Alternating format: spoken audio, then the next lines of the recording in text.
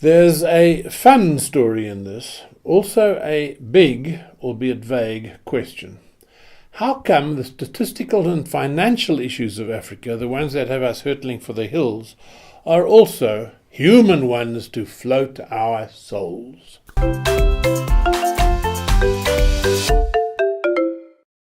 Once upon a time, one Ernest was our local informal broom industry, specializing in the traditional street-side broom of rough-hewn pine handle and palm fronds, bound by human hand in the wire that a dry cleaner returns your clothes on. Up and down the street was Ernest, up and down, smile on his face, brooms on his shoulder, a village institution like Priscilla's Knitwear down the road and a handful of pavement micro-businesses. Then, one day, there were two Ernests.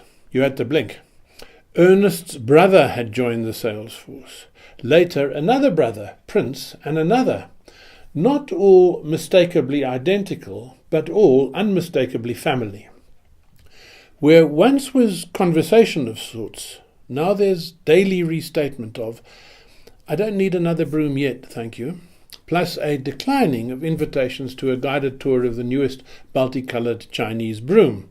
These, now incongruously sharing the shoulder showroom with the traditional palm and wire, do magic tricks like going round corners or reaching into crannies.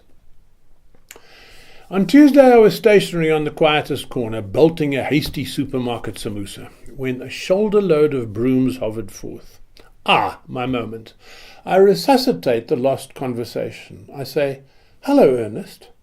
The figure says, "Ernest died years ago. I'm Cato." Ouch! What etiquette amends that sort of gaffe? Well, Cato makes it easy. He reprimands me. He says, "You even know how I got my name." Aha! I remember, and I laugh again. Cato was a baby when his mother caught the bus to Durban to sell the family's annual crop of a herb that was more illegal then than it is now. Cato was on her back, sharing the swaddling blanket with what else but that crop. He must have seemed a remarkably fat baby. Come to Cato Manor, city outskirts, roadblock. Police, drug squad, everybody out the bus, line up with your possessions to be searched. What Cato's mom is carrying spells not just time behind bars, but confiscation of a season's work and income.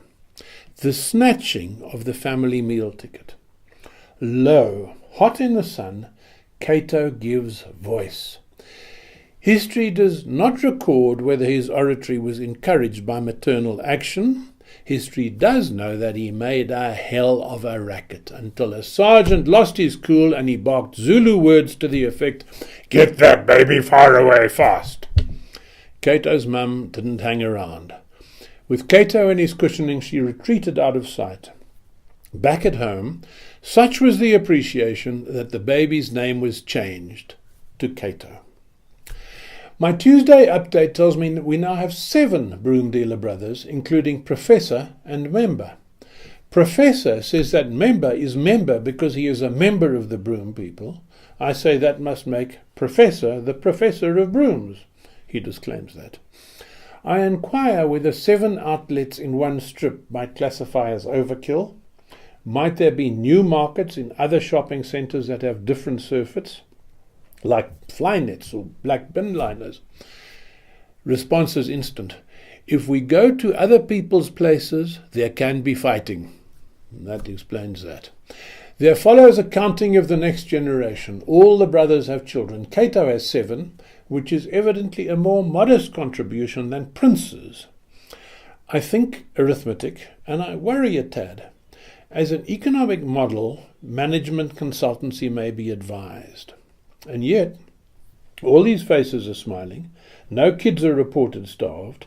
The handful of micro-businesses is now plural sets of fingers plus toes. Africa's grim side gets grim. There's no mistaking that. But how is it that the calculations always come out worse than the reality?